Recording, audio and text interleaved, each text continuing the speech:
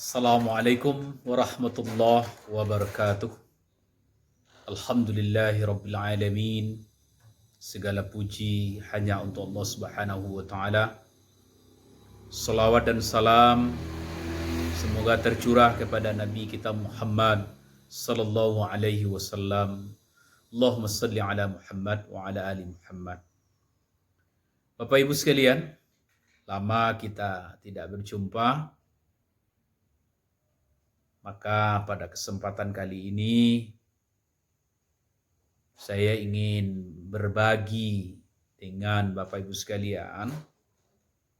Kali ini saya ingin berbagi resep bagaimana kita bisa hidup bahagia. Seringkali Bapak Ibu sekalian, ada orang yang keliru tentang hidup bahagia. Ada orang yang mengira bahwa hidupnya akan bahagia apabila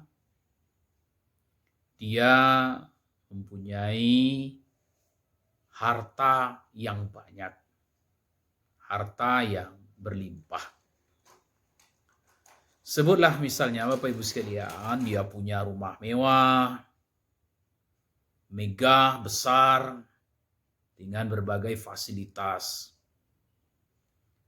Dia punya kendaraan yang mahal. Dia punya sawah dan ladang yang luas dan berbagai fasilitas lainnya. Apakah memang semua itu bisa membuat seseorang bahagia? Belum tentu. Betapa banyak orang yang rumahnya megah, rumahnya besar, tapi tidak bahagia. Betapa banyak orang yang punya mobil-mobil mewah, tapi dia tidak bahagia. Betapa banyak orang yang punya pangkat dan jabatan tinggi, tapi dia tidak merasakan kebahagiaan. Nah, karena itu Bapak Ibu sekalian, apa sesungguhnya yang membuat seseorang bisa bahagia?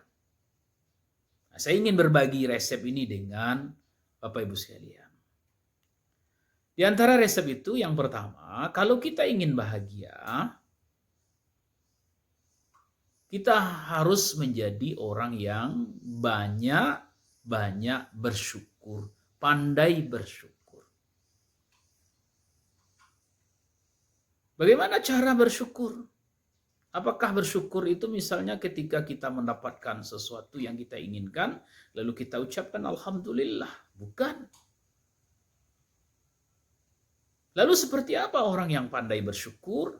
Adalah orang ketika mendapatkan apapun, kondisi apapun, baik ketika dia banyak hartanya atau sedikit hartanya, besar rumahnya atau kecil rumahnya, ketika dia punya kedudukan atau tidak, ketika dia sehat ataupun sakit, dia menerima semua itu dengan lapang dada. Karena dia tahu, dia menyadari bahwa apapun yang ia terima itu adalah pemberian dari Allah Subhanahu wa taala, Sang Pencipta dan Pengatur alam semesta. Jadi sehat ataupun sakit, kaya ataupun miskin, punya pangkat atau tidak, dia menyadari bahwa ini adalah pemberian Allah. Dia terima dengan lapang dada. Inilah syukur yang sesungguhnya. Apabila perasaan ini dimiliki manusia, maka dia akan mendapatkan kebahagiaan. Kenapa? Karena dia tahu bahwa Allah lah yang memberinya segala sesuatu. Dan dia tidak perlu mengeluh. Kenapa dia begini dan begitu? Dia tidak akan ucapkan itu. Dia akan selalu ucapkan Alhamdulillah, Alhamdulillah. Di saat dia kaya, Alhamdulillah. Di saat dia miskin, ya Alhamdulillah. Dikala dia sakit, Dikala dia sehat, dia akan tetap alhamdulillah. Dikala dia punya pangkat dan jabatan, alhamdulillah. Dikala dia menjadi orang biasa, juga alhamdulillah. Dia pandai mengambil hikmah, mengambil pelajaran dari semua kondisi yang dia hadapi. Ini resep, salah satu resep. Jadi kalau ingin bahagia, sahabat sekalian, pandai-pandailah dalam bersyukur. Jadilah orang yang dalam syukurnya. Ini yang pertama. Kemudian yang kedua, apa resepnya? Pikirkanlah apa yang patut kita pikirkan. Jangan pikirkan sesuatu yang tidak patut, yang tidak mungkin kita pikirkan. Kadang ada di antara orang, Pak Ibu sekalian, memikirkan sesuatu yang di luar jangkauannya. Sebutlah misalnya dalam perkara dunia, ada orang yang memikirkan sampai keturunannya hingga sekian keturunan.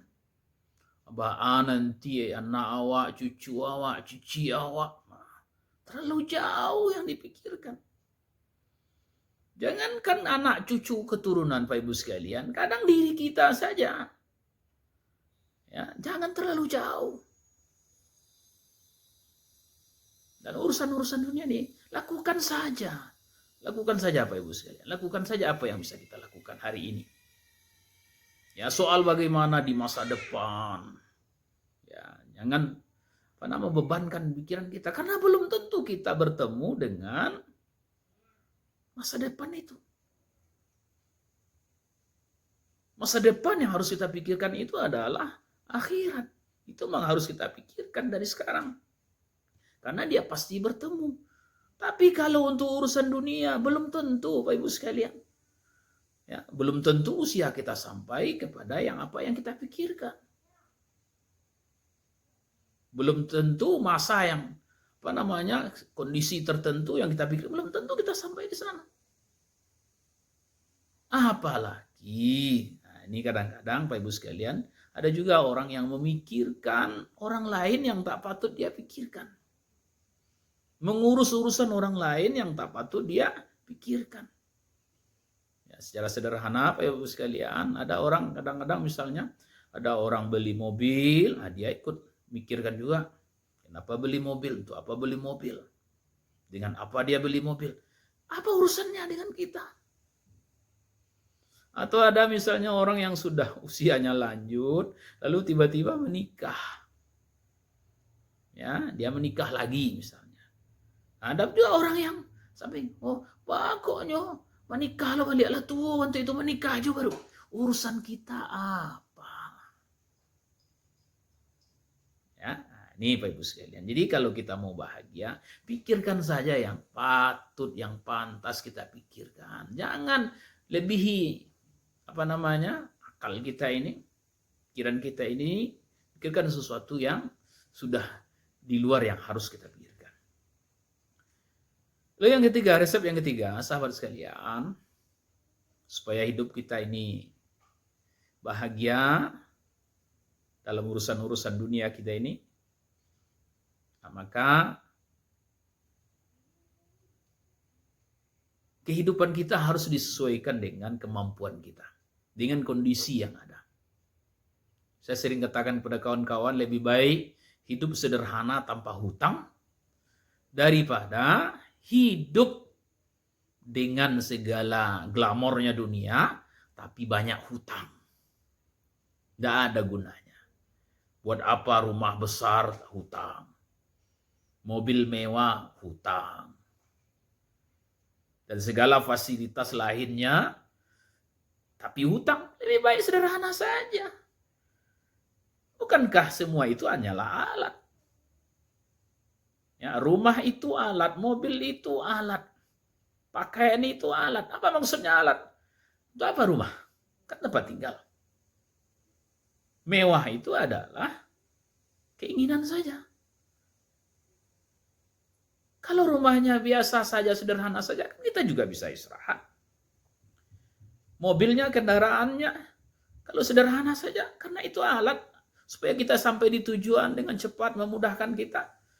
Lalu kenapa harus dibebankan pikiran kita dengan harus yang lebih canggih, lebih mewah lain sebagainya? Ini akan membuat kita susah. Hilang kebahagiaan kita. Ya, jadi sekali lagi ini resep yang ketiga, kalau kita ingin bahagia Bapak Ibu sekalian, jangan sampai gadang pasak daripada tiang. Banyak kawan-kawan yang kadang-kadang penghasilannya sampai lebih 10 juta sebulan tapi selalu mengeluh. Dia merasa kurang. Karena kenapa? Karena dia tidak pandai membelanjakan hartanya. Tapi sebaliknya betapa banyak orang yang penghasilannya mungkin hanya 2 juta, 3 juta, tapi hidupnya kok tenang-tenang saja. Bahagia sekali. Kenapa? Karena dia menyadari dia akan belanjakan sesuai dengan apa yang dia butuhkan, bukan apa yang dia inginkan. Ini diantara resep, banyak sekali resep-resep yang lain yang bisa kita membuat kita bahagia. Tapi kalau yang 3 ini, Bapak Ibu sekalian, kita miliki, ya, pertama tadi banyak bersyukur. Kemudian yang kedua, apa yang kita pikirkan itu yang patut kita pikirkan aja lah. Jangan berlebih-lebihan. Kemudian yang ketiga, bagaimana kita mengatur keuangan keluarga kita sesuailah dengan kemampuan kita. Jangan berlebih gitu ya. Insya Allah kita bahagia. Sekian saja, mudah-mudahan bermanfaat. Assalamualaikum warahmatullahi wabarakatuh.